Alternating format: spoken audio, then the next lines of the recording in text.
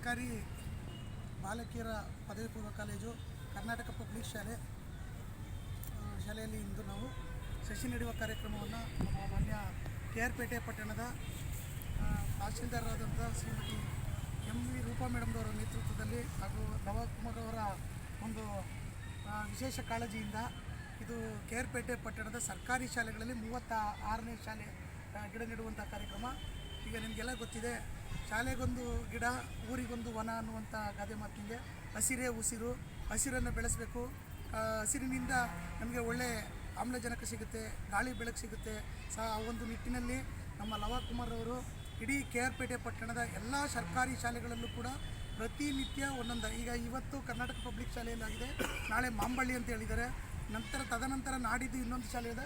ಪ್ರತಿನಿತ್ಯ ಒಂದು ವೇಳಾಪಟ್ಟಿಯಂತೆ ಎಲ್ಲ ಶಾಲೆಗಳಲ್ಲೂ ಕೂಡ ಗಿಡ ನೆಡುವ ಕಾರ್ಯಕ್ರಮವನ್ನು ಇಲಾಖೆ ಅಧಿಕಾರಿಗಳು ಅಥವಾ ಮತ್ತು ಜನಪ್ರತಿನಿಧಿಗಳ ಸಹಯೋಗದೊಂದಿಗೆ ತುಂಬ ಹಮ್ಮಿಕೊಂಡು ಗಿಡ ನೆಡುವಂಥ ಕಾರ್ಯಕ್ರಮವನ್ನು ಹಮ್ಮಿಕೊಂಡು ಬರ್ತಾ ಇರುವಂಥದ್ದು ಭಾಳ ಒಂದು ಖುಷಿಯ ವಿಚಾರ.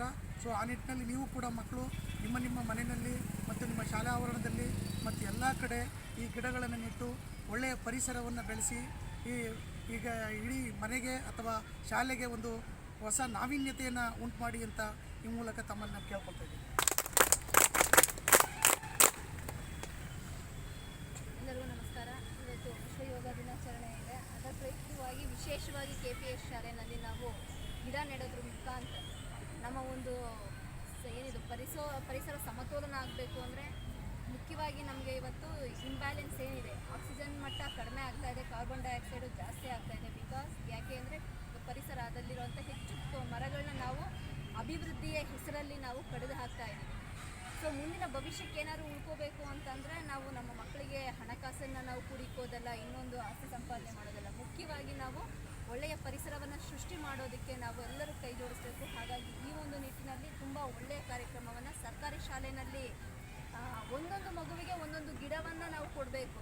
ಅವರು ಬೆಳೆಯೋದ್ರ ಜೊತೆಗೆ ಆ ಒಂದು ಶಾಲೆಯಲ್ಲಿ ಆ ಗಿಡವನ್ನು ಸಹ ಬೆಳೆಸ್ತಾ ಇದ್ದಾಗ ಅವರಲ್ಲಿ ಹೆಚ್ಚು ಒಂದು ಪರಿಸರದ ಕಾಳಜಿಯನ್ನು ಉಂಟು ಮಾಡುವಂಥ ಒಳ್ಳೆಯ ಪ್ರಯತ್ನ ನವಕುಮಾರ್ ಅವರೇ. ಇದಕ್ಕೆ ನಮ್ಮೆಲ್ಲರ ಒಂದು ಸಹಕಾರ ಇದ್ದೇ ಇರುತ್ತೆ.